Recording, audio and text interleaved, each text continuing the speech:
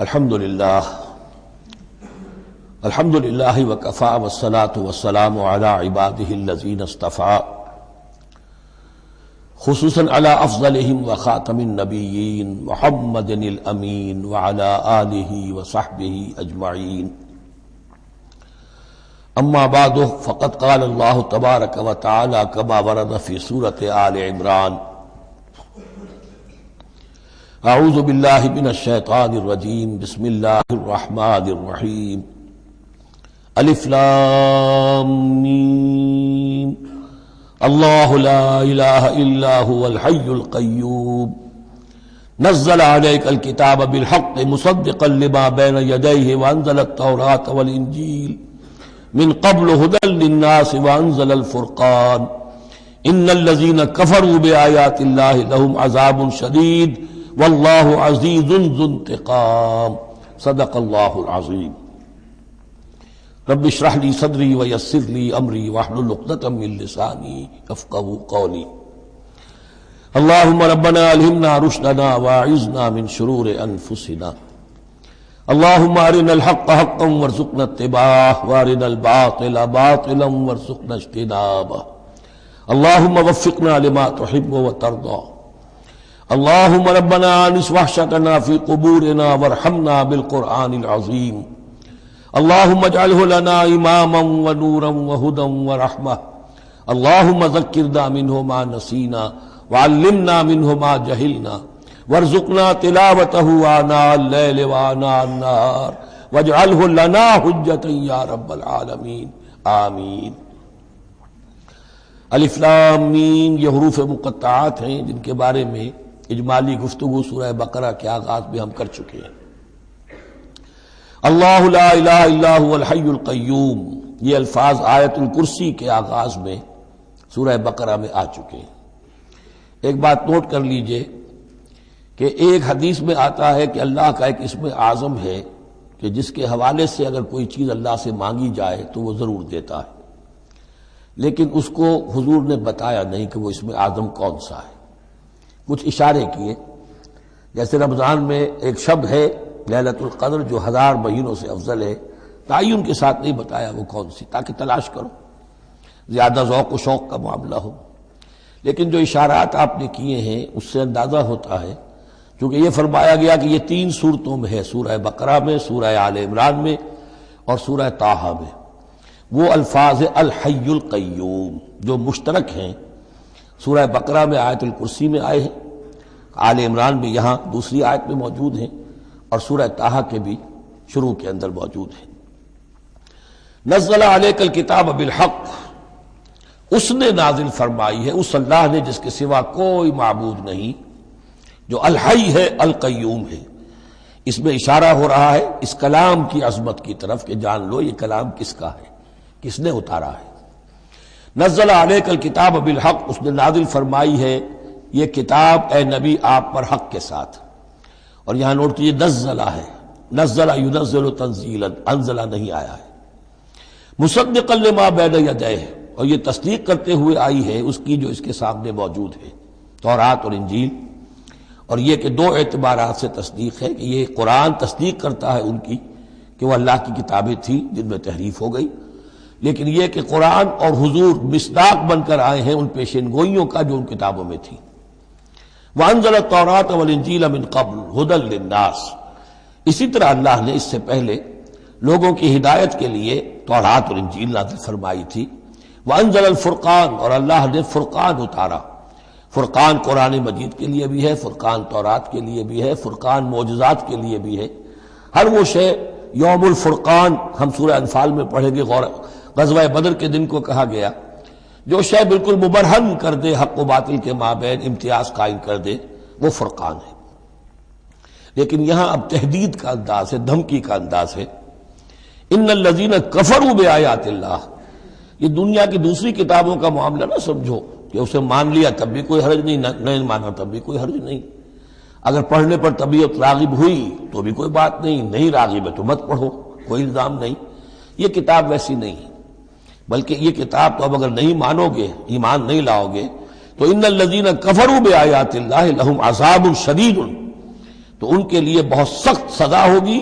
واللہ عزیز ذو انتقام، اور اللہ تعالیٰ زبردست ہے، انتقام لینے والا ہے.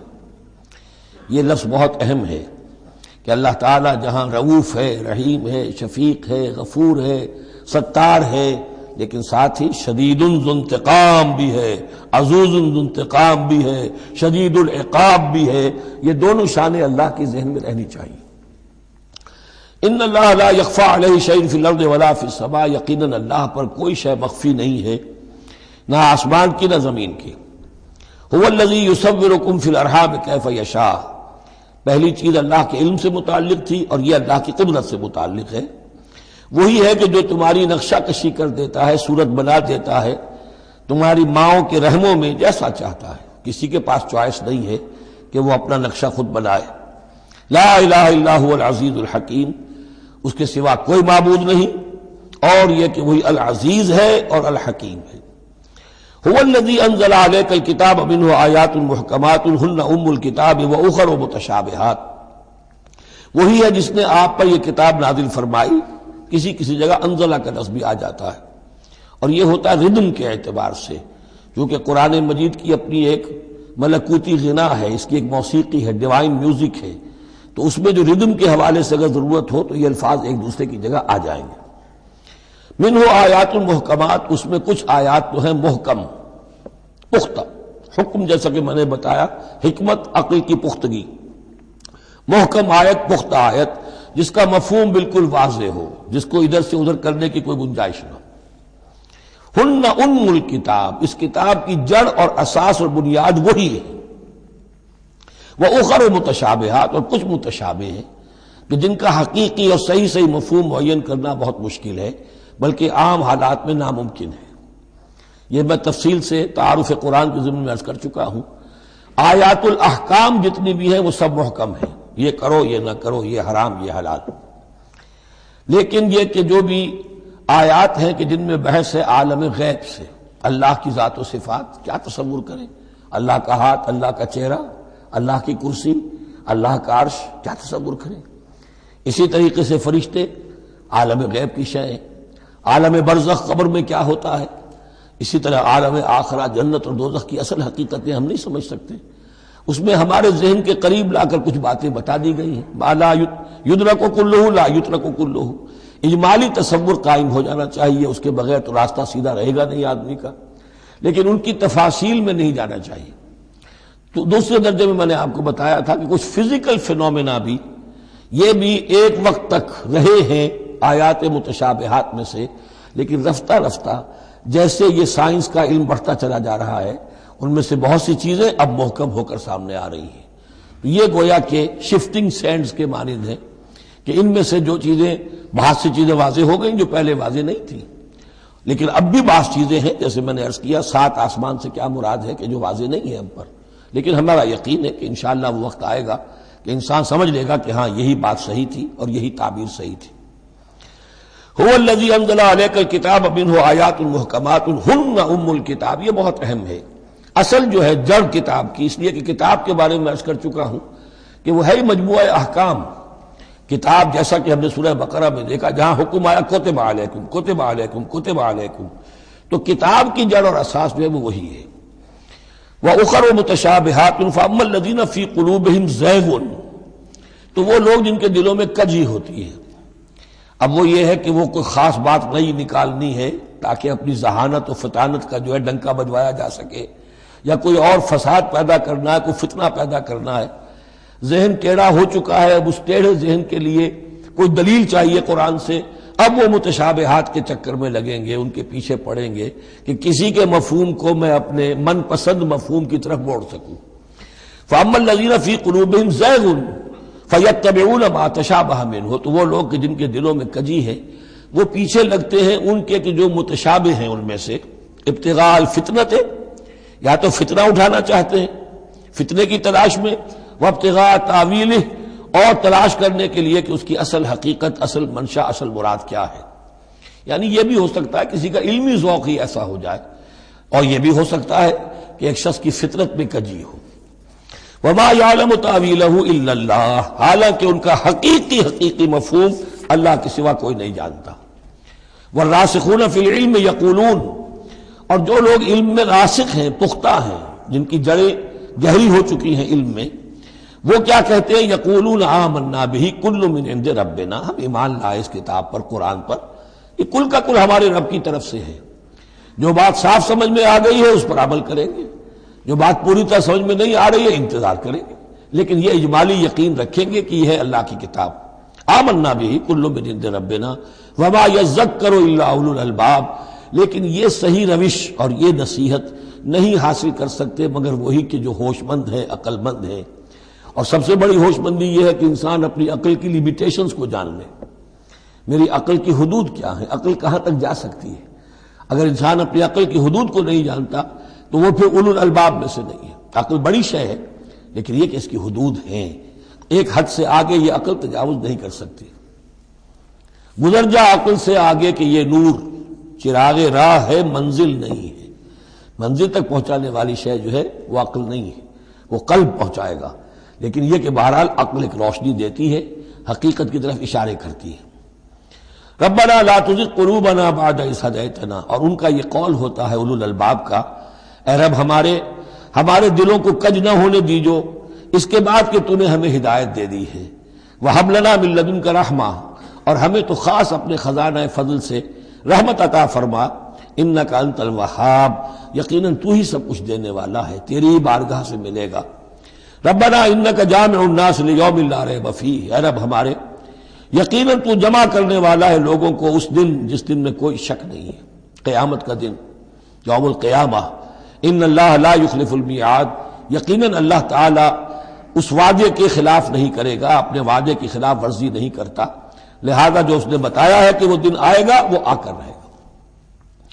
ان الذین کفروا لن تغنی عنہم اموالہم ولا اولادہم من اللہ شیئا، اب یہ ذرا تحدی کا انداز ہے، چیلنج کا انداز ہے۔ زمانہ نزول کے اعتبار سے آپ نے نوٹ کر لیا کہ یہ سن 3 میں نازل ہو رہی ہے سورہ مبارکہ غزوہ احد کے بعد، لیکن یہ کہ یہ رکوع جو ہے اس کے بارے میں گمان غالب ہے کہ یہ غزوہ بدر کے بعد نازل ہوئی ہے۔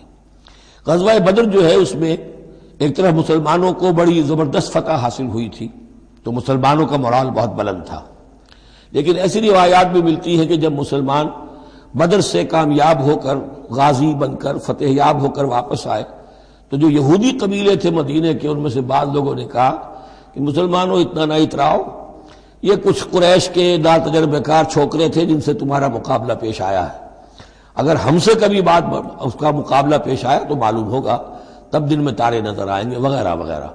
تو اس پس منظر میں یہ الفاظ کہے جا رہے ہیں کہ نہیں، تمام کفار اسی طریقے سے آخر کار زیر ہوں گے اور اللہ کے دین کو غالب ہونا ہے، واللہ غالب علی امرہ ولکن اکثر الناس لا یعلمون۔ ان الذین کفروا لن تغنی عنہم اموالہم ولا اولادہم من اللہ شیئا، یقیناً جن لوگوں نے کفر کی روش اختیار کی ہرگز نہ بچا سکیں گے انہیں، نہ ان کے مال نہ ان کی اولاد اللہ سے کچھ بھی۔ اولئک ھم وقود النار، اور وہ تو سب کے سب آگ کا ایندھن بنیں گے۔ کداب آل فرعون، تمہاری تو حیثیت ہی کیا ہے، چپندی کا شوربہ۔ آل فرعون کا معاملہ یاد کرو، ان کے ساتھ کیا ہوا تھا، شہنشاہ اور بڑے لاؤ لشکر والا، وفرعون ذی الاوتاد، کداب آل فرعون والذین من قبلہم، اور اسی پر کیا اس سے پہلے ثمود اور عاد جیسی قومیں زبردست جو ہیں اسی جزیرہ نما عرب میں رہی ہیں، کذبوا بآیاتنا، انہوں نے بھی ہماری آیات کو جھٹلایا تھا، فاخذہم اللہ بذنوبہم، تو اللہ نے پکڑا ان کو گناہوں کی پاداش میں، واللہ شدید العقاب، اور اللہ سزا دینے میں بہت سخت ہے۔ قل للذین کفروا، اے نبی کہہ دیجئے ان لوگوں سے جو کفر کی روش اختیار کر رہے ہیں، ستغلبون وتحشرون الی جہنم، تم سب کے سب مغلوب ہو کر رہو گے، دنیا میں مغلوب ہوگے اور پھر جہنم کی طرف گھیر کر لے جائے جاؤ گے، وبئس المہاد، اور وہ بہت برا ٹھکانہ ہے۔ قد کان لکم آیۃ فی الفئتین التقطا، تمہارے لیے ایک نشانی آ چکی ہے ان دو گروہوں میں جو آپس میں جنہوں نے جنگ کی، یعنی بدر کی جنگ ہوئی، اس میں ایک طرف مسلمان تھے ایک طرف مشرکین مکہ تھے، تمہارے لیے نشانی موجود ہے۔ قد کان لکم آیۃ فی فئتین التقطا، فئۃ تقاتل فی سبیل اللہ، اس میں سے ایک جماعت وہ تھی، ایک گروہ وہ تھا جو اللہ کی راہ میں جنگ کر رہا تھا، وہ اخری کافرۃ، اور دوسرا گروہ جو ہے وہ کافر تھا. یرونہم مثلیہم رأی العین، وہ دیکھ رہے تھے اپنی آنکھوں سے کہ ان سے دگنے ہیں. اب اس کے کئی معنی کیے گئے ہیں. ایک یہ بھی ہے کہ مسلمانوں کو تو کھلا نظر آ رہا تھا کہ ہم سے دگنی فوج ہے، بلکہ 3 گنی تھی.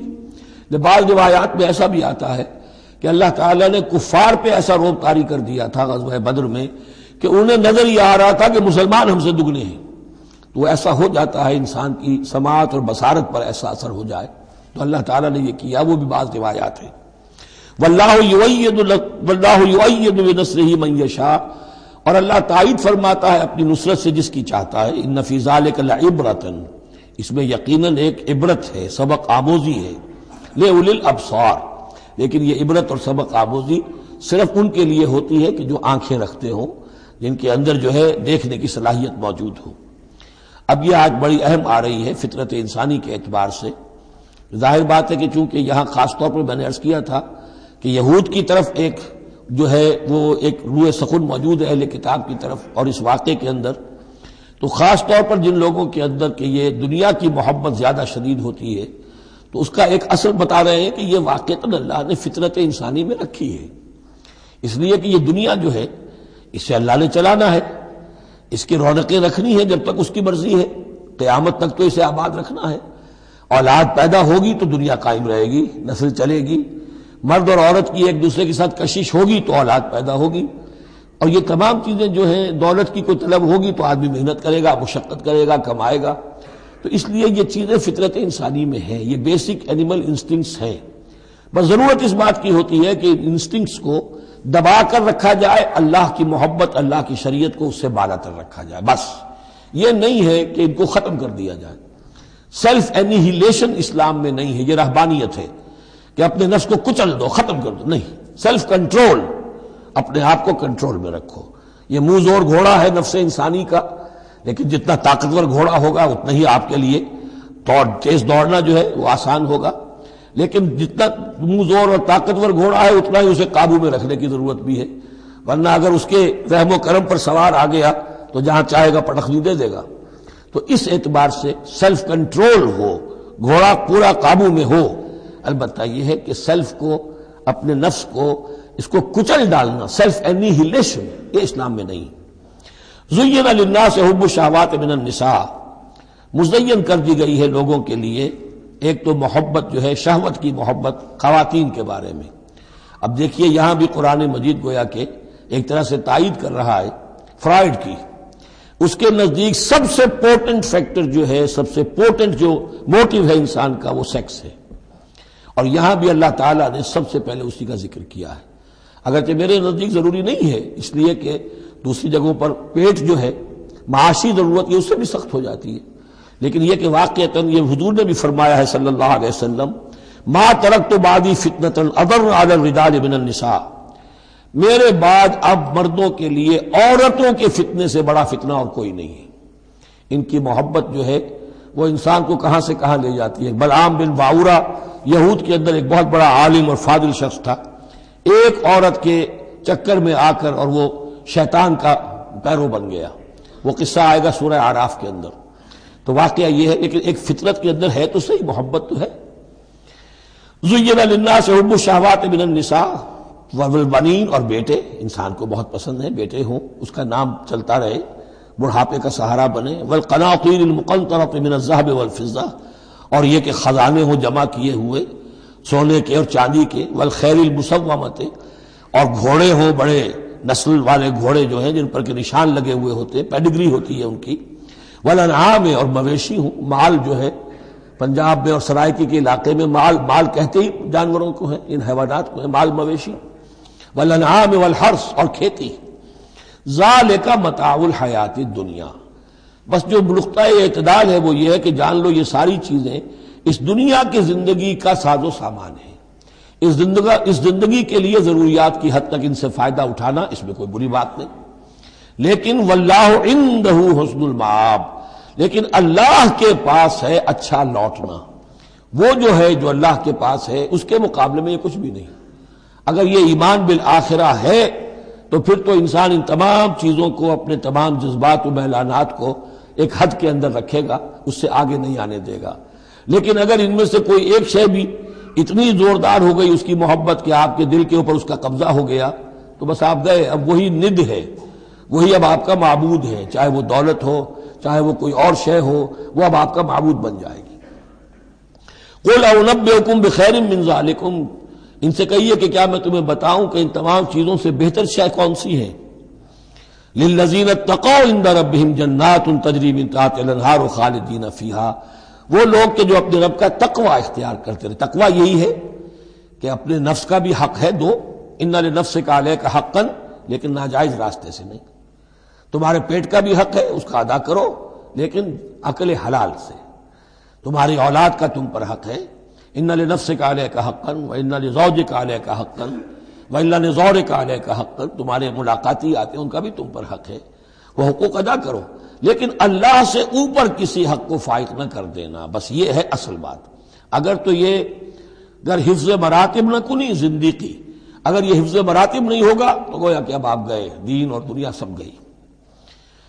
تو للذین اتقوا عند ربہم جنات، ان کے لیے ایسے باغات ہیں تجری من تحتہا الانہار، جن کے دامن میں ندیاں بہتی ہوں گی، خالدین فیہا، اس میں وہ ہمیشہ رہیں گے، وازواج مطہرۃ، اور بڑی ہی پاک عورتیں ہوں گی، ورضوان من اللہ، اور اللہ کی رضوان ہوگی، اللہ کی رضا ہوگی جو سب سے بڑی شے ہے، واللہ بصیر بالعباد، اور یقیناً اللہ تعالیٰ اپنے بندوں کو دیکھ رہا ہے۔ الذین، وہ کون سے بندے ہیں اس کے خاص؟ الذین یقولون ربنا اننا آمنا، جو یہ کہتے رہتے ہیں پروردگار ہم ایمان لے آئے، فاغفر لنا، بس ہمیں بخش دے، ذنوبنا، ہمارے گناہ، وقنا عذاب النار، اور ہمیں آگ کے عذاب سے بچائیو۔ اب ان کی بدہ میں الفاظ استعمال ہو رہے ہیں، یہ کون لوگ ہیں جو یہ دعا کرتے ہیں؟ ان کے یہ اوصاف ہیں، اور اس میں گویا کہ تلقین ہے، اگر اللہ سے یہ دعا کرنا چاہتے ہو کہ اللہ تمہیں تمہارے گناہ بخش دے اور تمہیں جہنم کے عذاب سے بچائے، تو یہ اوصاف اپنے اندر پیدا کرو۔ الصابرین والصادقین والقانتین والمنفقین والمستغفرین بالاسحار، صبر کرنے والے اور راست باز۔ راست بازی میں راست گوئی بھی ہے، راست کردار بھی ہے، عمل بھی آپ کا صحیح صحت پر ہو، درستی پر ہو، اور قول بھی صحیح اور درست ہو۔ والقانتین، فرما بردار، والمنفقین، اللہ کی راہ میں خرچ کرنے والے، والمستغفرین بالاسحار، اور جو جس کو آپ کہتے ہیں small hours of the morning, وہ جو سحر کا وقت ہے، سحری کا وقت ہے، اس میں استغفار کرنے والے۔ ایک تو نمازیں ہیں جو 5 نمازیں ہیں، لیکن خاص وہ وقت جو ہے اس میں جب کہ فرمایا گیا ہے کہ رات کے آخری حصے میں اللہ تعالیٰ نزول فرماتا ہے سمائے دنیا تک، اور پھر ایک ندا ہوتی ہے، حل من مستغفر فاغفر لہ، حل من سائل فاعطیہ، ہے کوئی استغفار کرنے والا کہ میں اسے معاف کر دوں، ہے کوئی کچھ مانگنے والا کہ میں اسے عطا کر دوں۔ ہم تو مائل بکرم ہے، کوئی سائل ہی نہیں، راہ دکھلائیں کسے، رہروی منزل ہی نہیں۔ شہد اللہ انہ لا الہ الا هو والملائکۃ واولو العلم قائما بالقسط، اللہ خود گواہ ہے کہ اس کے سوا کوئی معبود نہیں، سب سے بڑی گواہی تو اللہ کی ہے، والملائکۃ، اور سارے فرشتے گواہ ہیں، واولو العلم، اور اولو العلم بھی اس پر گواہ ہیں۔ یہ اولو العلم جو ہے، اولو الالباب، اولو العلم الذین یعقلون، یہ وہ لوگ ہیں کہ جو ان کائناتی آیات کے حوالے سے اللہ کو پہچان لیتے ہیں اور اس کو مان لیتے ہیں کہ وہی معبود برحق ہے۔ جو ہم نے 20ویں رکوع کی پہلی آیت پڑھی تھی سورہ بقرہ کی، ان فی خلق السماوات والارض واختلاف اللیل والنہار والفلک التی تجری فی البحر بما ینفع الناس، اور اس کے تمام بہت سے فینومینا آف دی نیچر بیان کر کے لآیات لقوم یعقلون، تو جو یعقلون ہیں، جو اولو الالباب ہیں، اولو العلم ہیں، وہ بھی گواہ ہیں کہ اللہ کے سوا کوئی معبود نہیں۔ لیکن یہاں جو اہم ترین لفظ ہے وہ اب آ رہے ہیں، قائما بالقسط، وہ قسط اور عدل کا قائم کرنے والا ہے۔ وہ جو میں نے کل عرض کیا تھا کہ ہم بھی سمجھتے ہیں کہ اللہ عدل قائم کرتا ہے اور عدل کرے گا، البتہ یہ کہ اہل سنت کے نزدیک یہ کہنا جو ہے سوء ادب ہے کہ اللہ پر عدل کرنا واجب ہے، اللہ پر کسی شے کا وجوب نہیں، لیکن اللہ کو عدل پسند ہے، اللہ کو واللہ یحب المقسطین، اللہ خود بھی عدل فرمائے گا۔ لا الہ الا هو العزیز الحکیم، اس کے سوا کوئی معبود نہیں ہے، وہ زبردست ہے، کمال حکمت والا۔ ان الدین عند اللہ الاسلام، دین تو اللہ کے نزدیک پسندیدہ اور اللہ تعالیٰ کے ہاں منظور شدہ دین ایک ہی ہے، وہ الاسلام ہے۔ یہ صورت اس اعتبار سے، اور یہ بھی سورہ بقرہ اور سورہ آل عمران کے حوالے سے آپ سمجھ لیجئے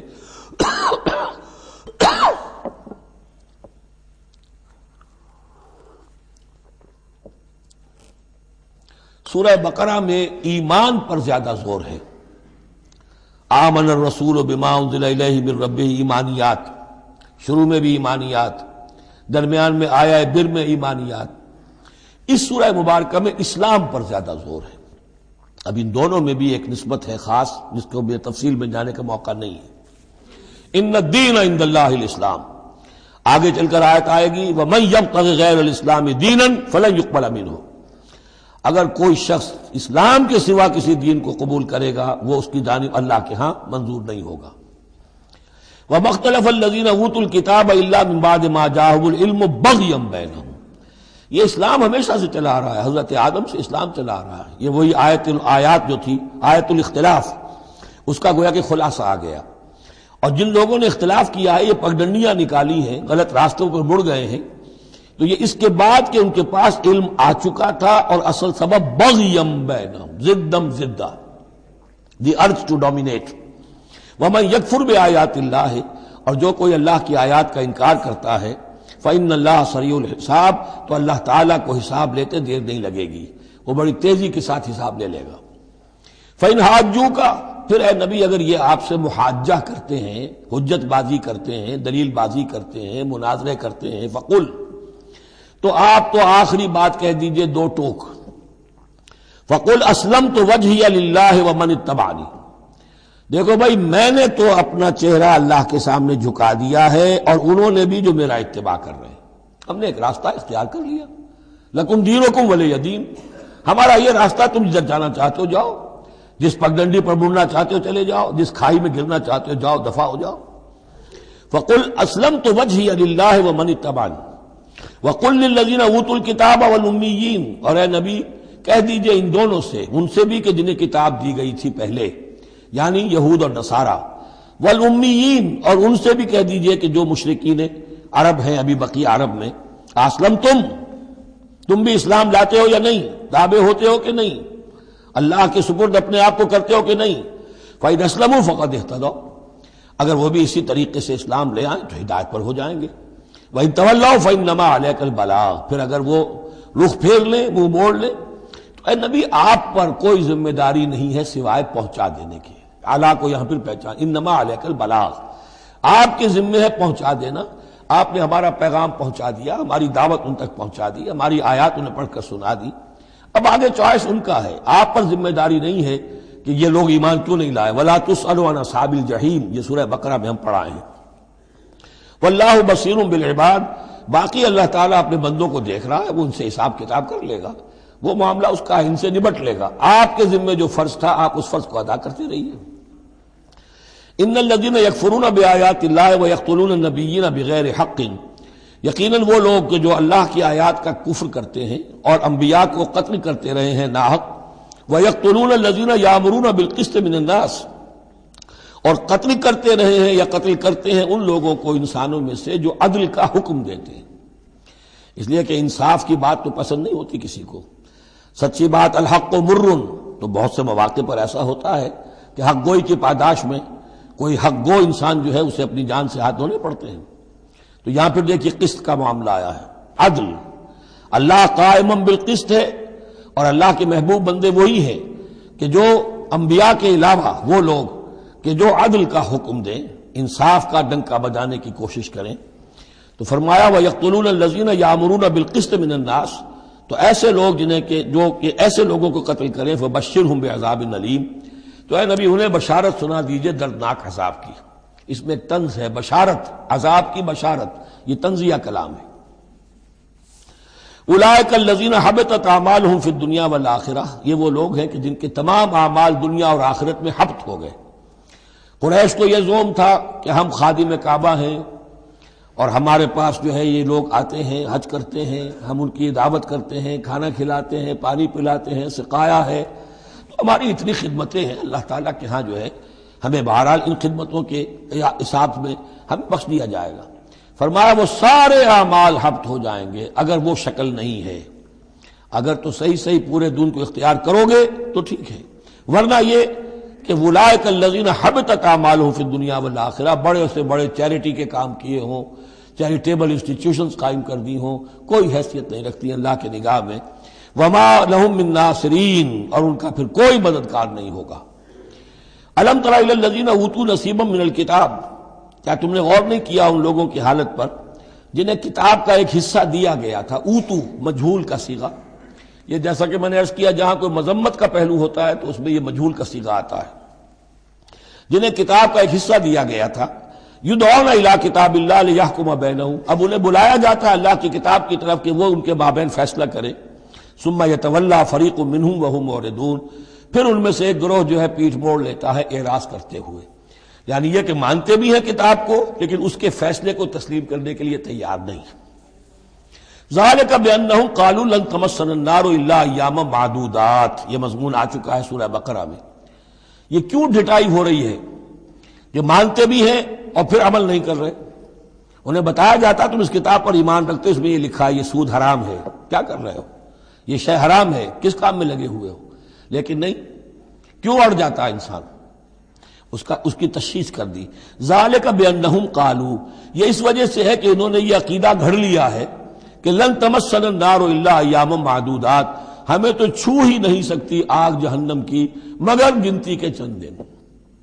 جب یہ عقیدہ ہے تو پھر کاہے کو انسان دنیا کا نقصان برداشت کرے؟ بابر میں عیش کوش کے عالم دوبارہ نیست، حلال سے حرام سے جائز سے ناجائز سے جو بھی عیش حاصل کیا جا سکتا کرنا چاہیے، بخش تو دیا ہی جانا ہے. یہ عقیدہ ہے کہ جو در حقیقت ایمان بالآخرت کی نفی کر دیتا ہے. وغرہم فی دینہم ما کانوا یفترون، اور انہیں دھوکے میں مبتلا کر دیا ہے ان کے دین نے، ان چیزوں نے دین کے معاملے میں دھوکے میں ڈال دیا جو انہوں نے افترا کر لیے، گھڑ لیے. اللہ نے تو کوئی ضمانت نہیں دی تھی، نہ لاؤ تورات لاؤ انجیل لاؤ، کہیں ضمانت نہیں ہے.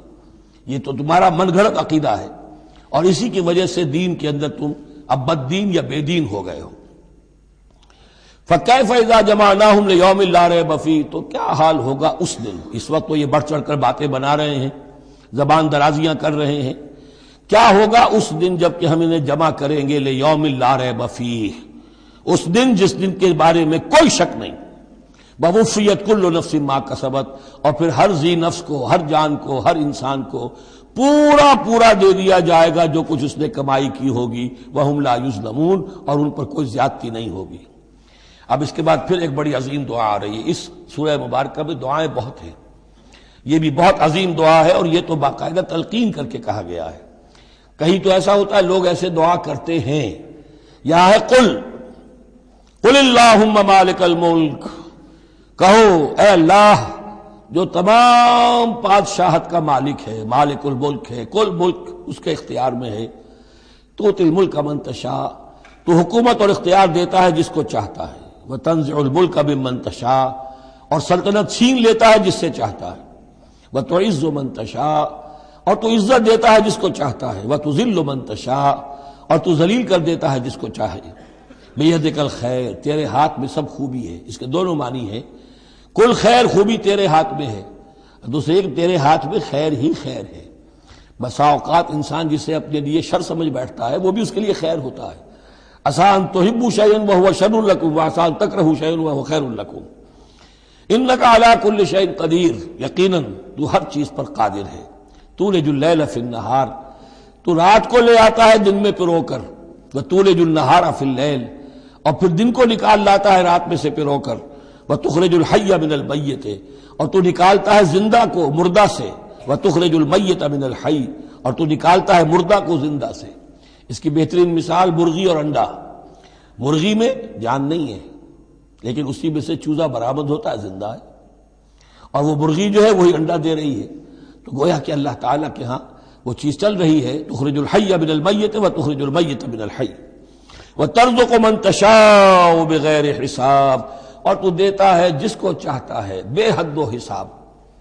لا يتخذ المؤمنون الکافرین اولیاء من دون المؤمنین، اہل ایمان نہ بنائیں اپنے دوست کافروں کو. اولیاء ایسا دوست جو قلبی دوست ہو، جو رازدار بھی ہو جاتے ہیں، پشت پناہ بھی ایک دوسرے کے سمجھے جاتے ہیں. یہ تعلق کفار کے ساتھ اختیار کرنے کی اجازت نہیں ہے۔ ایک اچھا رویہ ہو، ظاہری مدارات ہوں، آپ ان سے اچھے کلچر طریقے پر بات کریں، تہذیب کے ساتھ، یہ اور بات ہے، لیکن دلی محبت، قلبی رشتہ، جذباتی تعلق، ان کی ایک ایسے باہمی مدد کا ایک رشتہ قائم کر لینا، پشت پناہ ہونے کا رشتہ بنا لینا، اس کی اجازت نہیں ہے۔ لا يتخذ المؤمنون الکافرین اولیاء من دون المؤمنین، اہل ایمان کو چھوڑ کر ان کے ساتھ یہ رشتہ قائم کرنا اللہ کو پسند نہیں۔ ومن يفعل ذلك فليس من الله في شيء، اور جو کوئی بھی یہ حرکت کرے گا پھر اس کا اللہ کے ہاں کوئی مقام نہیں ہوگا، کوئی رشتہ اللہ کا پھر اس کے ساتھ نہیں رہے گا۔ اللہ کے دشمنوں کے ساتھ تمہاری دوستی ہے تو ظاہر بات ہے کہ پھر اللہ کے ساتھ تمہارا کوئی تعلق نہیں رہا۔ الا ان تتقوا منهم تقا، سوائے یہ کہ تم ان سے بچاؤ کرنا چاہو، بچاؤ کے لیے۔ بعض اوقات ایسے حالات ہوتے ہیں کہ کھلے مقابلے کا بھی موقع نہیں ہے، تو آپ طرح دے رہے ہیں، آپ وقت جو ہے یو آر بائنگ ٹائم، تو اس میں کوئی ظاہری خاطر مدارات کا مسئلہ بھی ہو جائے تو کوئی حرج نہیں ہے، لیکن یہ کہ مستقل واقعی قلبی محبت قائم کر لینا یہ جائز نہیں ہے۔ ویسے یہ کہ اسی پھر آیت کے اسی الفاظ کو ہمارے ہاں اہل تشیع نے تقیہ کی جڑ بنا دیا ہے، لیکن انہوں نے اسے پہنچا دیا اس حد تک کہ جھوٹ بھی بولو، اپنے عقائد بھی چھپا لو، اور اس کے لیے دلیل یہاں سے لاتے ہیں، لیکن یہ بالکل ایک دوسری شکل ہے کہ یہ صرف ایک ظاہری مدارات کی حد تک، ایک حد تک، یہ نہیں کہ آپ جھوٹ بولنے پر آ جائیں اور آپ ایک چیز کو چھپانے پر آ جائیں، بس یہ ہے کہ آپ اس وقت تک جیسے ہم پڑھ چکے ہیں سورہ بقرہ میں کہ اگرچہ یہ یہودی جو ہیں ان کے دلوں کے اندر آگ بھری ہوئی ہے تمہارے خلاف، لیکن یہ فصفحوا فاعفوا واصفحوا، ابھی ذرا درگزر کرتے رہو، ابھی فوری طور پر ان کے ساتھ جو ہے معاملہ کوئی مقابلے وغیرہ کا شروع کرنا مناسب نہیں۔ اس حد تک مسئلہ بینی تو صحیح ہے، لیکن یہ نہیں کہ جھوٹ بولا جائے معاذ اللہ۔ وَيُحَذِّرُكُمُ اللَّهُ نَفْسَهُ، اور اس میں بھی اب اور نرمی کر دی، اللہ تمہیں ڈراتا ہے اپنے آپ سے، اللہ سے ڈرو، یعنی کسی اور سے ڈر کر خواہ صرف خاطر مدارات کر لینا بھی صحیح نہیں ہے، لیکن یہ کہ بہرحال ضرورت ہے، کسی وقت مصلحت ہے تو کرو، لیکن یہ کہ اصل تمہارے دل میں خوف اللہ کا رہنا چاہیے۔ وَإِلَى اللَّهِ الْمَصِيرُ، اور اللہ ہی کی طرف تمہیں لوٹ جانا ہے۔ قُلْ إِن تُخْفُوا مَا فِي صُدُورِكُمْ وَتُبْدُوهُ يَعْلَمُ اللَّهُ، یہ پھر وہی آیت آ گئی ہے جو سورہ بقرہ کے آخر میں آئی تھی، لِلَّهِ مَا فِي السَّمَاوَاتِ وَمَا فِي الْأَرْضِ وَإِن تُبْدُوا مَا فِي أَنفُسِكُمْ أَوْ تُخْفُوهُ يُحَاسِبْكُم بِهِ اللَّهُ، یہاں فرمایا قُلْ إِن تُخْفُوا مَا فِي صُدُورِكُمْ، کہہ دیجئے کہ اگر تم چھپاؤ جو کچھ کہ تمہارے سینوں میں ہے، او تبدوہ، یا تم اسے ظاہر کر دو، یعلمہ اللہ، اللہ تعالیٰ اس کو جانتا ہے۔ تمہارے ظاہر کرنے چھپانے سے اللہ سے کوئی تعلق نہیں ہے، ایک دوسرے سے چھپا سکتے ہو، ظاہر کر سکتے ہو، اللہ سے نہیں۔ وَيَعْلَمُ مَا فِي السَّمَاوَاتِ وَمَا فِي الْأَرْضِ، اور وہ جانتا ہے جو کچھ کہ آسمانوں میں اور زمین میں ہے۔ وَاللَّهُ عَلَىٰ كُلِّ شَيْءٍ قَدِيرٌ، اور اللہ تعالیٰ ہر چیز پر قادر ہے۔ یوم تجد کل نفس ما عملت من خیر محضرا، اس دن کا تصور کرو جس دن ہر جان، ہر نفس موجود پائے گا، حاضر کیا ہوا پائے گا ہر وہ عمل جو اس نے کیا ہوگا۔ فمن یعمل مثقال ذرۃ خیرا یرہ ومن یعمل مثقال ذرۃ شرا یرہ، یوم تجد کل نفس ما عملت من خیر محضرا وما عملت من سوء، جو نیکی کی ہوگی اسے بھی موجود پائے گا، اور جو بدی کمائی ہوگی وہ بھی موجود پائے گا۔ تود لو ان بینہا وبینہ امدا بعیدا، اور ہر جان یہ چاہے گی، ہر انسان یہ چاہے گا کہ کاش میرے اور میرے اعمال نامے کے درمیان بڑا فاصلہ آ جائے، میں اسے دیکھوں بھی نہ، میری نگاہ بھی اس پر نہ پڑے۔ وَيُحَذِّرُكُمُ اللَّهُ نَفْسَهُ، اور اللہ ڈرا رہا ہے تمہیں اپنے آپ سے، یعنی تقویٰ رکھنا ہے تو اس کا کرو، ڈرنا ہے تو اس سے ڈرو، خوف کھانا ہے تو اس سے کھاؤ۔ وَاللَّهُ رَءُوفٌ بِالْعِبَادِ، اور اللہ تعالیٰ اپنے بندوں کے حق میں بہت شفیق ہے، یعنی یہ وارننگ سے اسی لیے دے رہا ہے کہ تمہاری عاقبت برباد نہ ہو، بار بار سمجھا رہا ہے۔ قُلْ إِن كُنتُمْ تُحِبُّونَ اللَّهَ، یہ آیت بہت معروف بھی ہے، مسلمانوں کو پسند بھی ہے۔ ہمارے ہاں جو وعظ ہوتے ہیں، تقاریر ہوتی ہیں، تو اس کے اندر بہت کثرت سے کوٹ ہوتی ہے، قُلْ إِن كُنتُمْ تُحِبُّونَ اللَّهَ فَاتَّبِعُونِي يُحْبِبْكُمُ اللَّهُ، اے نبی کہہ دیجئے کہ اگر تم لوگ چاہتے ہو کہ اللہ سے محبت کرو، اگر تم اللہ سے محبت کرتے ہو، فاتبعونی، تو میری پیروی کرو، میرا اتباع کرو۔ یحببکم اللہ، اللہ تم سے محبت کرے گا۔ وَيَغْفِرْ لَكُمْ ذُنُوبَكُمْ، اور تمہارے گناہ بخش دے گا، وَاللَّهُ غَفُورٌ الرحیم، اور اللہ غفور الرحیم ہے۔ قُلْ اطیعوا اللَّهَ وَالرَّسُولَ، کہہ دیجئے اطاعت کرو اللہ کی اور اس کے رسول کی، فَإِن تَوَلَّوْا فَإِنَّ اللَّهَ لَا يُحِبُّ الْكَافِرِينَ، اور اگر وہ پیٹھ موڑ لیں تو اللہ کو ایسے کافر پسند نہیں ہے۔ یہ دو آیتیں اس اعتبار سے بڑی اہم ہیں کہ اس میں رسول کے لیے دو الفاظ آئے ہیں، اطاعت اور اتباع۔ اطاعت اگر نہیں ہے تو کفر ہو گیا۔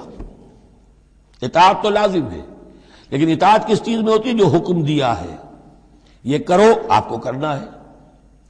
اتباع اس سے اوپر کی شے ہے، انسان خود تلاش کرے حضور کیا کرتے تھے، اور چاہے آپ نے نہیں فرمایا کہ یہ کرو لیکن آپ ان کی پیروی کر رہے ہیں، یہ گویا کہ دائرہ وسیع ہو گیا۔ جس سے محبت ہوتی ہے اس کا انسان جو ہے اس کی ہر طرح سے اس کے ساتھ ایک مناسبت پیدا کرنا چاہتا ہے، کیسا لباس اس کا ہے ویسا ہی لباس اپنا بنائے، کیا چیزیں اس کو پسند ہیں کھانے میں وہی چیزیں خود بھی کھائے اور پسند کرے۔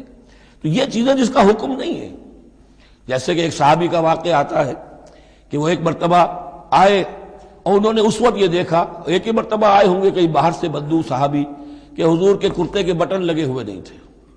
انہوں نے ساری عمر پھر اپنے کرتے کے بٹن نہیں لگائے، حضور نے حکم تو نہیں دیا تھا، دیکھا یہ کہ محمد اس شان میں تھے اس وقت، تو پھر اس کے بعد اسی کو لازم کر لیا۔ اس اتباع میں یہ بات بھی آ جائے گی کہ اگرچہ دین کے کچھ تقاضے ایسے ہیں کہ جس درجے میں محمد الرسول اللہ صلی اللہ علیہ وسلم نے ان کو پورا کیا، اس درجے میں پورا کرنا کسی انسان کے بس میں نہیں ہے، پھر بھی اس کی کوشش کرتے رہنا یہ اتباع کا تقاضا ہے۔ مثلا حضور نے کوئی مکان نہیں بنایا، حضور نے کوئی جائیداد نہیں بنائی، حضور نے جیسے ہی وحی کا آغاز ہوا کوئی دنیاوی کام نہیں کیا، کوئی تجارت نہیں کی، ایک ایک لمحہ اپنی توانائی کی ایک رمق وہ لگا دی کس کام کے لیے؟ اللہ کے دین کی دعوت اور اللہ کے دین کی اقامت، اس کو قائم کرنے کے لیے۔ اب سب کے لیے تو اس مقام تک تو پہنچنا مشکل ہے، لیکن یہ کہ آئیڈیل یہ رہے، اسی کی طرف انسان چلنے کی کوشش کرتا رہے، میکسیمم جتنا بھی اپنا وقت فارغ کرے، اپنے وسائل فارغ کرے اور لگائے اس کام کے اندر، تو اتباع کا جو ہے کم سے کم تقاضا اس وقت پورا ہوگا۔ ہاں جو حکم دے دیا گیا یہ حلال ہے، یہ حرام ہے، یہ فرض ہے، یہ واجب ہے، اس کا تو اگر معاملہ اس کی پیروی نہیں ہو رہی تو پھر تو وہ کفر ہے۔ لیکن اتباع اگر آپ کر رہے ہیں تو اتباع جو ہے وہ پھر اللہ کا محبوب بن جانا ہے۔ اگر تم اللہ سے محبت کرتے ہو تو میرا اتباع کرو، میری پیروی کرو، دیکھو میں کیا کر رہا ہوں، میرے کیا شب و روز ہے، کن کاموں میں میری توانائیاں لگ رہی ہیں، کیا دلچسپیاں ہیں میری دنیا کے اندر، ان چیزوں کے اندر تم میری پیروی کرو۔ فاتبعونی یحببکم اللہ، تم اللہ کے محب نہیں محبوب بن جاؤ گے۔ واللہ غفور الرحیم، اور اللہ غفور الرحیم ہے۔ باقی دوسرا درجہ جو نچلا ہے، قل اطیعوا اللہ والرسول، اطاعت تو اللہ اور اس کے رسول کی کرنی ہی کرنی ہے۔ فإن تولوا، اور اگر اس اطاعت سے بھی موڑے، فإن اللہ لا يحب الکافرین، تو اللہ کو ایسے کافر تو پسند نہیں ہے، کیونکہ پھر اطاعت رسول کا انکار تو کفر ہو گیا۔ یہاں وہ پہلا حصہ جو ہے نصف اول کا ثلث اول، یعنی نصف اول جو ہے سورہ مبارکہ کا، میں نے عرض کیا تھا کہ اس میں پہلی آیات 32 ہیں، جنرل ہیں، تمہیدی ہیں، دین کے بڑے جو گہرے اصول ہیں وہ ہیں، دعائیں تلقین کی گئی ہیں، محکمات اور متشابہات کا فرق واضح کیا گیا ہے۔ لیکن اب دوسرے حصے میں سارا خطاب جو ہے وہ براہ راست عیسائیوں سے ہے، اور انہیں بتانا یہ ہے کہ حضرت عیسیٰ کو جو تم نے معبود بنا لیا، یا تو تثلیث کی شکل دے دی ٹرینٹی، یا گاڈ انکارنیٹ بنا دیا۔ تثلیثیں بھی دو طرح کی رہی ہیں، اللہ بھی اور مریم بھی اور عیسیٰ بھی، اور دوسری تثلیث جو ہے جو اب دنیا میں عام ہے وہ ہے اللہ اور روح القدس اور حضرت عیسیٰ۔ تو یہ جو تثلیثیں تم نے ایجاد کر لی کہ کوئی بنیاد نہیں ہے، یہ تمہاری کج روی ہے، تم نے غلط شکل اختیار کی ہے۔ عیسیٰ علیہ السلام بہت برگزیدہ پیغمبر تھے، ہاں ان کی ولادت معجزانہ طریقے پر ہوئی ہے، لیکن اگر ان کی ولادت معجزانہ طریقے پر ہوئی ہے تو ان سے متصلاً قبل یحییٰ کی جو ولادت ہوئی ہے وہ بھی معجزانہ ہوئی ہے، وہ بھی کوئی کم معجزہ نہیں تھا۔ تو معجزے، اور پھر آدم کی جو ولادت ہوئی، آدم کو جو پیدا کیا اللہ نے، تو ظاہر بات ہے کہ وہ اپنی جگہ پر جہاں سے نسل انسانی کا آغاز ہوا، تو یہی بات اگر دلیل ہو جائے الوہیت کی تو یہ تو پھر آدم کو بھی الہ مانو اور یحییٰ کو بھی الہ مانو، تو ساری بحث اس پر ہو رہی ہے۔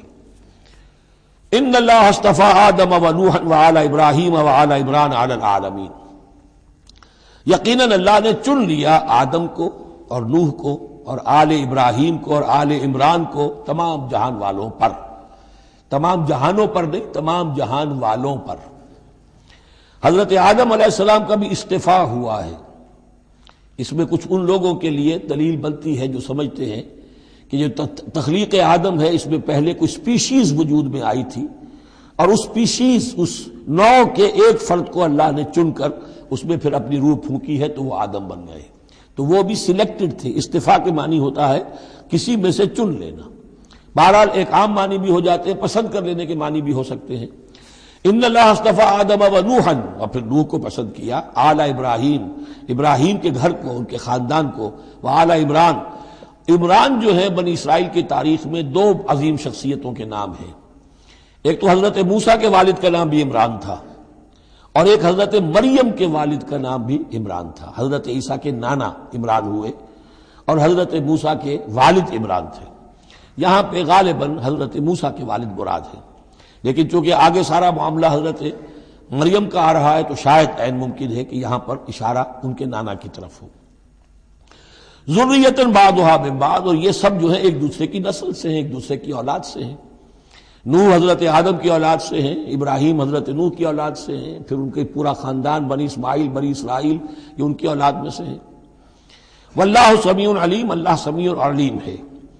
اس قالت امرأۃ عمران رب انی نذرت لک ما فی بطنی محررا فتقبل منی۔ اب یہ جو عمران کی بیوی ہیں یعنی حضرت مریم کی والدہ، یہ بہت نیک عورت تھیں، بہت ہی متقی، نیک، زاہد۔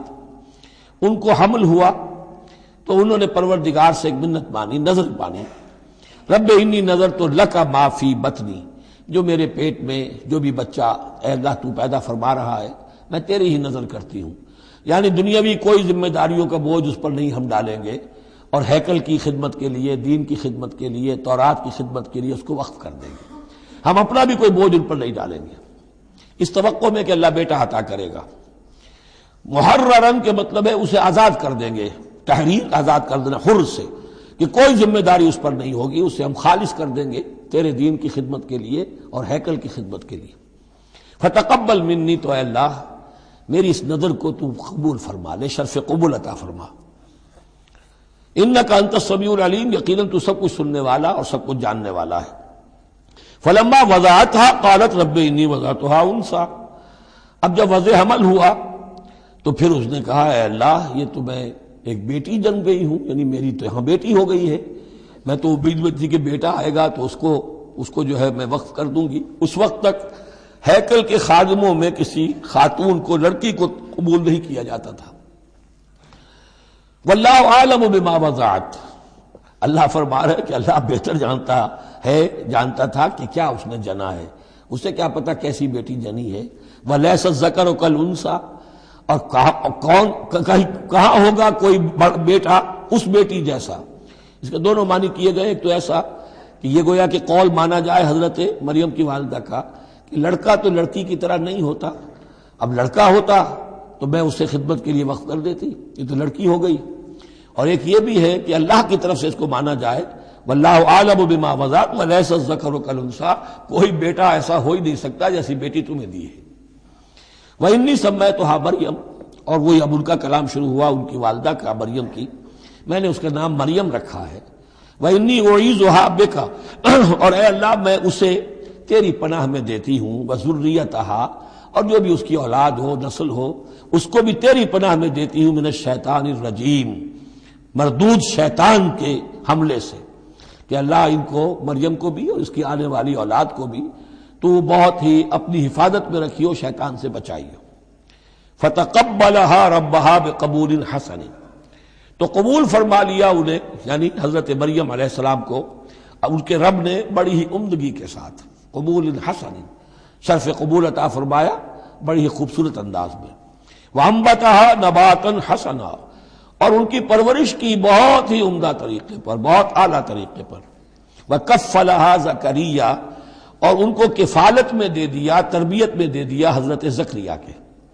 یہ حضرت زکریا جو ہیں یہ خالو تھے حضرت عیسیٰ علیہ السلام کے، حضرت مریم کے خالو. تو ہم ان کی تحویل میں، اور وہ اس وقت کے چیف کاہن تھے، chief priest of the temple, ہیکل سلیمانی کے وہی نبی بھی تھے اور وہی وہاں کے سب سے بڑے جو ہیں، جو آج کل ہم سمجھتے ہیں مجاور وغیرہ، تو وہ مقام ان کا کاہنوں کا ہوتا تھا. وَكَفَّلَهَا زَكَرِيَّا كُلَّمَا دَخَلَ عَلَيْهَا زَكَرِيَّا الْمِحْرَابَ، جب کبھی بھی زکریا ان کے پاس جاتے تھے محراب میں، وجد عندها رزقا، وہ دیکھتے تھے محراب حجروں کی شکل کے اندر جو جیسے بنے ہوتے ہیں مسجدوں کے ساتھ، تو ایسے ایک حجرہ ان کو دے دیا گیا کہ یہ اللہ کے لیے نظر کی گئی ہے اور ان کو قبول کر لیا گیا ہے، تو اب ان کے لیے یہاں پر یہ حجرہ ہے، اس میں وہ رہتی ہیں. لیکن جب بھی وہ حجرے میں جاتے تھے تو دیکھتے تھے ان کے پاس کھانا، میوے رکھے ہیں بغیر موسم کے. اور بعض لوگوں کی رائے یہ بھی ہے کہ یہاں سے مراد مادی کھانا نہیں ہے بلکہ علم و حکمت، کہ جب حضرت زکریا ان سے بات کرتے تھے تو یہ کہ انہیں حیران رہ جاتے تھے کہ اس لڑکی کو یہ اس قدر حکمت کہاں سے مل گئی، اتنی معرفت کہاں اس کو حاصل ہوئی. قال یا مریم انا لک ھذا، وہ پوچھتے اے مریم یہ تمہیں کہاں سے چیزیں ملتی ہیں، یہ کھانے کہاں سے آ جاتے ہیں، یہ بے موسمی پھل کہاں سے آ جاتے ہیں، یا یہ علم و حکمت کی باتیں تمہیں کیسے معلوم ہوتی ہیں. قالت هو من عند اللہ، تو وہ کہتی تھی یہ سب اللہ کی طرف سے ہے، اس کا فضل ہے، اس کا کرم ہے. ان اللہ یرزق من یشاء بغیر حساب، یقیناً اللہ تعالیٰ جس کو چاہتا بغیر حساب عطا کرتا ہے. ہنالک دعا زکریا ربہ، ہنالک یہ بالکل اس طرح سے دیر اینڈ ڈن، جب یہ مشاہدہ ہوا حضرت زکریا کو تو انہوں نے بھی ایک دعا کی اپنے پروردگار سے. ہنالک دعا زکریا ربہ رب قال رب هب لي من لدنك ذرية طيبة، اے اللہ مجھے بھی بڑی کوئی پاکیزہ اولاد عطا کر دے. بہت بوڑھے ہو چکے تھے، ان کی اہلیہ جو ہے وہ بھی بہت بوڑھی ہو چکی تھی، ضعیفہ تھی اور ساری عمر بانجھ رہی تھی، لاولد تھے. یہ ساری تفصیل پھر سورہ مریم کے اندر مزید کھل کر آئے گی، اس لیے کہ یہی مضامین وہاں بیان ہوئے تھے مکی دور میں، جبکہ ہجرت حبشہ کے لیے مسلمان گئے تھے تو وہاں جا کر سورہ مریم کی آیات جو ہیں وہ پھر حضرت عبداللہ ابن جعفر نے پڑھ کر سنائی تھی. اس مناسبت سے یہ مضامین آپ کو سورہ مریم میں بھی ملیں گے. ساری عمر بوڑھے رہے اور بے اولاد رہے، لیکن اب وہ ایک دبی ہوئی خواہش، چنگاری، وہ بھڑک اٹھی، اے اللہ اس بچی کو تو یہ کچھ دے سکتا ہے تو تیری قدرت ہے مجھے بھی ذریۃ طیبہ، پاکیزہ اولاد عطا فرما. انک سمیع الدعاء، یقیناً تو دعا کا سننے والا ہے. فنادت الملائکۃ، تو فرشتوں نے انہیں پکار کر کہا، ندا کی. وہو قائم یصلی فی المحراب، اور وہ کھڑے ہوئے نماز پڑھ رہے تھے اپنی محراب میں، ان کا بھی حجرہ تھا. ان اللہ یبشرک بیحییٰ، اللہ تعالیٰ تمہیں بشارت دیتا ہے زکریا یحییٰ کی، مصدقا بکلمۃ من اللہ، جو تصدیق کرے گا ایک ایسے شخص کی جو اللہ کا خاص کلمہ ہوگا، یعنی حضرت عیسیٰ. کلمۃ منہ، یہ بعد میں باتیں آئیں گی. وسیدن، اور سردار ہوگا. وحصورا، اور تجرد کی زندگی گزارے گا. ونبیا من الصالحین، اور نبی ہوگا صالحین میں سے. یہاں نوٹ کر لیجئے کہ آخری مدح کا لفظ جو حضرت یحییٰ کے لیے آیا ہے وہ نبی ہے، نبیا من الصالحین. قال رب انا یکون لی غلام، ابھی خود دعا کر رہے تھے لیکن غالباً اس کی بڑی توثیق چاہ رہے ہیں اللہ سے، ری ایشورنس. کہا پروردگار میرے ہاں کیسے بیٹا ہو جائے گا، وقد بلغنی الکبر، جبکہ میں انتہائی بوڑھا ہو چکا ہوں. وامرأتی عاقر، اور میری بیوی جو ہے بانجھ رہی ہے. قال کذلک اللہ یفعل ما یشاء، تو انہوں نے کہا کہ اللہ نے فرمایا کہ اللہ کرتا ہے اسی طرح، یا فرشتوں نے جواب دیا جو چاہتا ہے کرتا ہے، اسے اسباب کی احتیاج نہیں ہے، اسباب اس کے محتاج ہیں، اللہ اسباب کا محتاج نہیں ہے. قال رب اجعل لی آیہ، انہوں نے عرض کیا پروردگار میرے لیے کوئی نشانی مقرر کر دے، مجھے معلوم ہو جائے کہ واقعی ایسا ہونا ہے اور واقعی یہ کلام جو میں سن رہا ہوں تیری طرف سے ہے. قال آیتک الا تکلم الناس ثلاثۃ ایام الا رمزا، اللہ نے فرمایا کہ اب نشانی یہ ہے تمہارے لیے کہ اب 3 دن تک تم لوگوں سے گفتگو نہیں کر سکو گے سوائے اشارے کنائے کے، یعنی قوت گویائی سلب ہو گئی ان کی، اب وہ بول نہیں سکتے تھے 3 دن تک. وَاذْكُرْ رَبَّكَ كَثِيرًا، اپنے دل میں اپنے رب کو یاد کرتے رہو کثرت کے ساتھ. وَسَبِّحْ بِالْعَشِيِّ وَالْإِبْكَارِ، اور تسبیح کیا کرو شام کے وقت بھی اور صبح کے وقت بھی۔ وَإِذْ قَالَتِ الْمَلَائِكَةُ يَا مَرْيَمُ إِنَّ اللَّهَ اصْطَفَاكِ۔ اب دیکھیے یہ حضرت زکریا اور حضرت یحییٰ کا قصہ آ گیا کہ بانجھ بوڑھی عورت کے بطن سے شدید ضعیفی کی عمر میں حضرت زکریا کو اللہ نے یحییٰ جیسا بیٹا دے دیا، تو کیا یہ عام قانون کے مطابق ہے؟ یہ بھی تو معجزہ تھا۔ اسی طریقے سے اس سے ذرا بڑھ کر ایک معجزہ ہے کہ جو حضرت مسیح کا ہے کہ وہاں باپ کا معاملہ نہیں ہے۔ فرمایا وَإِذْ قَالَتِ الْمَلَائِكَةُ يَا مَرْيَمُ، اور یاد کرو جب کہ کہا فرشتوں نے اے مریم، ان اللہ اصطفاک وطہرک واصطفاک علی نساء العالمین، یقیناً اللہ نے تمہیں چن لیا ہے اور تمہیں خوب پاک کر دیا ہے اور تمہیں چن لیا ہے تمام جہان کی خواتین پر۔ یا مریم اقنتی لربک، اے مریم اب اپنے رب کی فرما برداری کرتی رہو، واسجدی اور سجدہ کیا کرو، ورکعی مع الراکعین اور جھکنے والوں کے ساتھ جھکتی رہا کرو، نماز باجماعت کے اندر شریک ہو جایا کرو۔ ذالک من انباء الغیب نوحی الیک، اور یہ غیب کی خبروں میں سے ہے جو اے محمد ہم آپ کو وحی کر رہے ہیں۔ وما کنت لدیہم، آپ تو ان کے پاس موجود نہیں تھے، اذ یلقون اقلامہم ایہم یکفل مریم، جبکہ وہ اپنے قلم پھینک رہے تھے یہ طے کرنے کے لیے کہ ان میں سے کون ہوگا کہ جو مریم کا کفیل ہوگا، کس کی تربیت میں زیر نگرانی، یعنی اور بھی وہاں پریسٹ تھے، کاہن اور بھی تھے، ان سب میں سے ہر ایک چاہتا تھا کہ یہ بچی جو ہے میری تحویل میں ہو، میں تربیت کروں، جسے اللہ کے نام پر جو ہے اس طرح وقف کر دیا گیا ہے۔ لیکن یہ کہ جب وہ اس طریقے سے اپنے قلم پھینک کر کچھ جیسے ہوتا ہے کوئی ذائچہ نکالنا یا کسی طرح کا معاملہ تو طے کر رہے تھے، اس میں اللہ نے حضرت زکریا کا نام نکال دیا تھا۔ تو اے نبی اس وقت تو آپ تو وہاں نہیں تھے، وما کنت لدیہم یختصمون، اور نہ آپ اس وقت تھے جبکہ وہ آپس میں جھگڑ رہے تھے۔ اذ قالت الملائکۃ یا مریم ان اللہ یبشرک بکلمۃ منہ، اب یاد کرو جب کہ کہا فرشتوں نے اللہ سے، کہ فرشتوں نے مریم سے کہ یقیناً اللہ تعالیٰ تمہیں بشارت دے رہا ہے ایک ایسی ہستی کی جو خاص کلمہ ہوگا اس کی جانب سے، اسمہ المسیح عیسی ابن مریم، اس کا نام ہوگا المسیح عیسیٰ مریم کا بیٹا، وجیہا فی الدنیا والآخرہ، باعزت ہوگا، مرتبے والا ہوگا دنیا میں بھی اور آخرت میں بھی، ومن المقربین، اور بہت ہی اللہ کے مقربین بارگاہ میں سے ہوگا، بہت مقرب، وَيُكَلِّمُ النَّاسُ فِي الْمَهْدِ وَكَهْلًا، اور وہ لوگوں سے گفتگو کرے گا گود میں بھی اور پوری عمر کا ہو کر بھی۔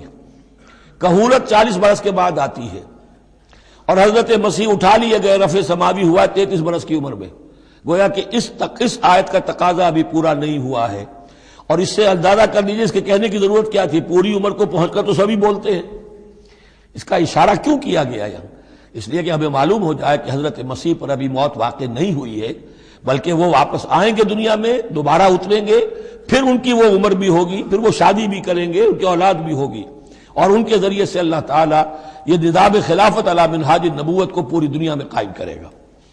وَيُكَلِّمُ النَّاسَ فِي الْمَهْدِ وَكَهْلًا، اور وہ گفتگو کرے گا لوگوں سے اپنے گود میں بھی، تمہاری گود میں بھی، پگھوڑے میں بھی، اور بڑی پوری عمر کا ہو کر بھی، وَمِنَ الصَّالِحِينَ، اور یقیناً وہ بھی بہت ہی ہمارے نیکوکار بندوں میں سے ہوگا۔ قالت رب انا یکون لی ولد، حضرت مریم سلام علیہا نے بھی وہی جو ہے بات واضح کی، اے اللہ میرے اولاد کیسے ہو جائے گی، ولم یمسسنی بشر، مجھے تو کسی مرد نے ہاتھ تک نہیں لگایا۔ قال کذالک اللہ یخلق ما یشاء، فرمایا اسی طرح اللہ تعالیٰ تخلیق فرماتا ہے جو چاہتا ہے، اس کو ضرورت نہیں ہے۔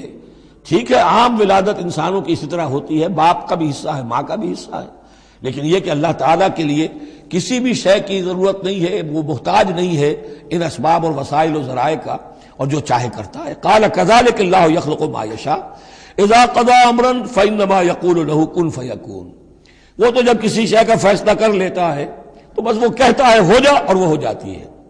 وَيُعَلِّمُهُ الْكِتَابَ وَالْحِكْمَةَ، اور وہ اللہ تعالیٰ اسے سکھائے گا کتاب بھی اور حکمت بھی، وَالتَّوْرَاةَ وَالْإِنْجِيلَ، اور تورات بھی اور انجیل بھی، وَرَسُولًا إِلَىٰ بَنِي إِسْرَائِيل، اور وہ رسول بن کر آئیں گے اسرائیل کی طرف۔ اب یہ جو دو کنٹمپریریز ہیں ان کو نوٹ کر لیجئے کہ حضرت یحییٰ کے بارے میں نبیم من الصالحین پر آ کر بات ختم ہو گئی، اور حضرت عیسیٰ کے بارے میں رسولاً الی بنی اسرائیل، بنی اسرائیل کی طرف رسول ہو کر آئیں گے۔ حضرت یحییٰ صرف نبی تھے، اسی لیے وہ قتل بھی کر دیے گئے۔ حضرت عیسیٰ رسول تھے، رسول قتل نہیں ہو سکتے، اسی لیے ان کو زندہ آسمان پر اٹھا لیا گیا۔ یہ بہت اہم مضمون ہے کہ جو یہاں بھی آپ کو سمجھ لینا چاہیے۔ اس کے بعد ان کے بعد معجزات کا تذکرہ ہے، وہ انشاءاللہ اب اگلی نشست میں پڑھیں گے۔ بارک اللہ لی و لکم فی القرآن العظیم و نفعنی و ایاکم بالآیات والذکر الحکیم۔